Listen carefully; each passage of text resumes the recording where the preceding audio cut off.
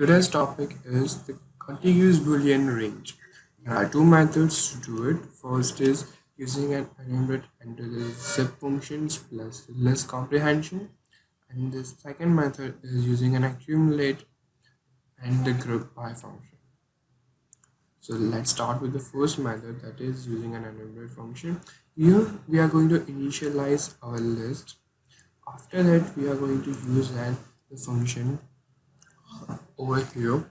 So what this line comprehension means that using an enumerate, it's going to add the counter to each and every element of the list, and then it will return it in the form of the enumerate objects over here.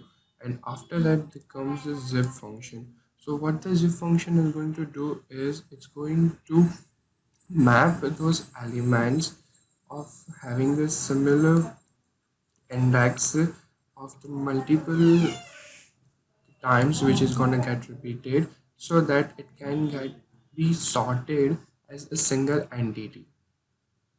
As we can start it over here, we have passed two parameters, which is I comma for I comma j, and after that if they I is not equal to j, then we are going to have those value get assigned in our list 2, and after that we are printing it over here. As you can see, the starting range that's printed, which is the 0. After that the false shows up on the fourth of the list, right? I mean the third index of our list. After that the fourth, and then the sixth, and then the seventh index of our list. So that's how the range list goes on.